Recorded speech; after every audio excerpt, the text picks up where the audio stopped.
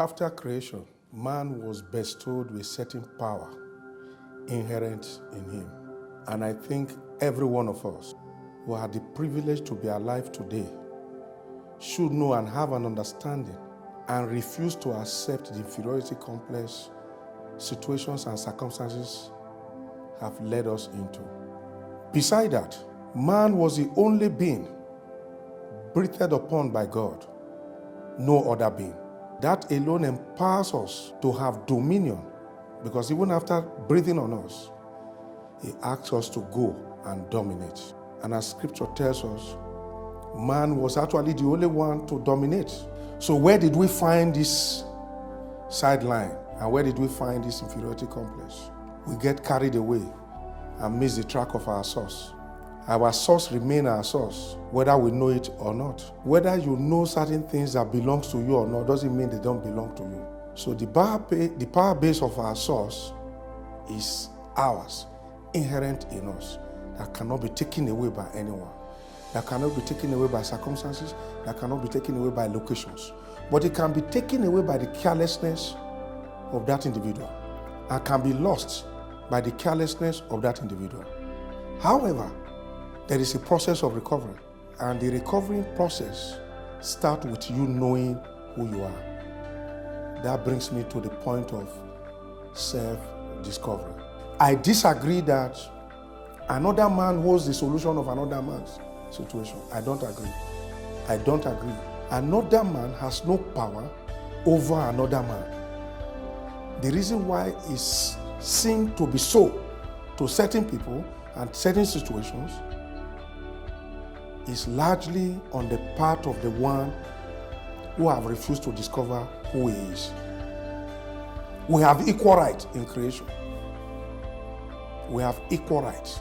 Black, blue, yellow, white, call whatever, educated, non-educated. All of us has equal rights in creation. And creation is for we that are put in there to discover, for we to find what is our role. Because every one of us came with something that is unique to us, that is unique. And you have a right to determine how you want to function in the uniqueness that you have found in you.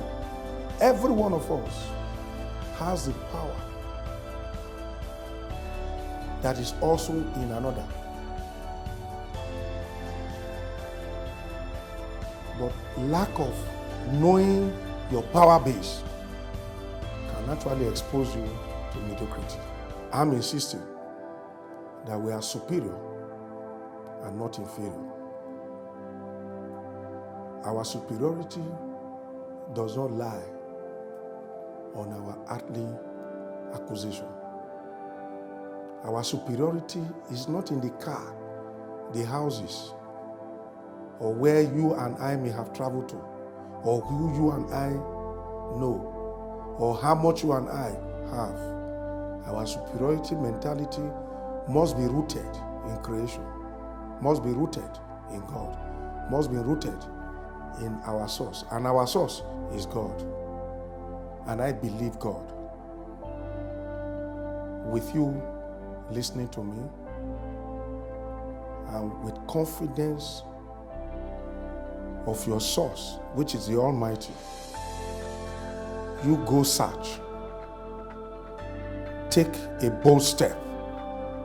Get out of those mediocrity lifestyle. Refuse to be cast down by circumstances. And then go search for who really are you. That on its own is a journey of a lifetime, because there is no end to it.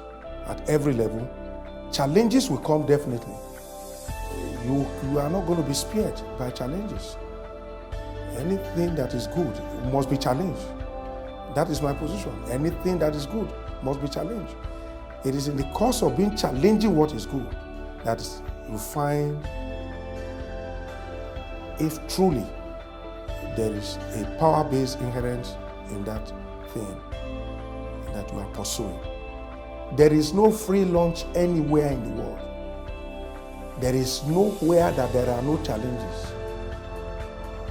Nowhere. You cannot be spared as long as you are living. You will not be spared. You will be hated for even trying to find who you are.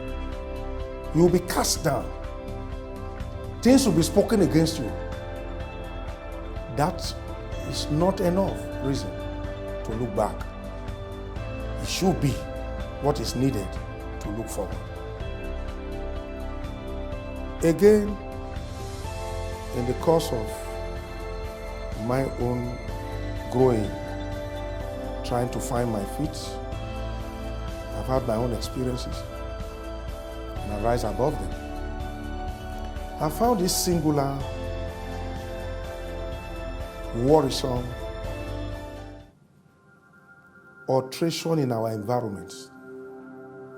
I like to describe it as an alteration where we all run to churches and seeking for men of God whom perhaps they themselves need help by reason of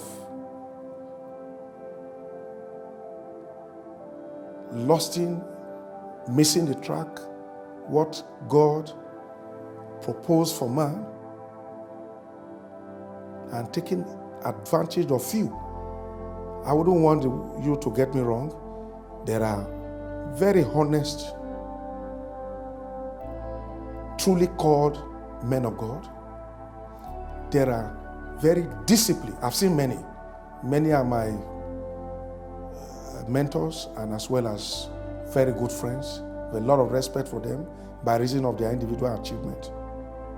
But there are too many today within the context of where we are today that a so-called man of God will stand on the belly of a woman and claiming to be delivering her spiritually.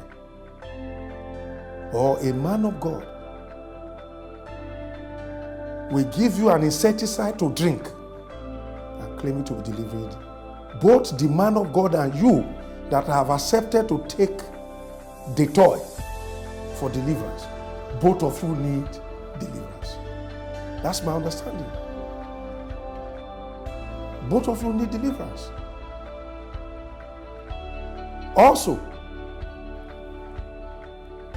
99% of what is required is within the context of you, your creator, my creator, our creator, who created heaven and earth. Not a situation where very few people will corner you and give you concussion to believe that you are meant to be what they want you to be and not what creation has meant you to be. No man has the capacity and power to determine the well-being of another man. No pastor, no bishop has the capacity to question the authority of God over me and you. God is solely the authority. And God solely owns us. All we need to do is to develop that power that is inherent in us. There is power in me and you. That is the summary of my sharing with you. I'd like you to know there is power in me and you. That power is irresistible, uncausable, indestructible. Refuse to accept mediocrity lifestyle, and refuse to be small, and refuse to put yourself down. Never mind. The journey will be sweeter when you understand what creation owes you and what you owe yourself as an individual.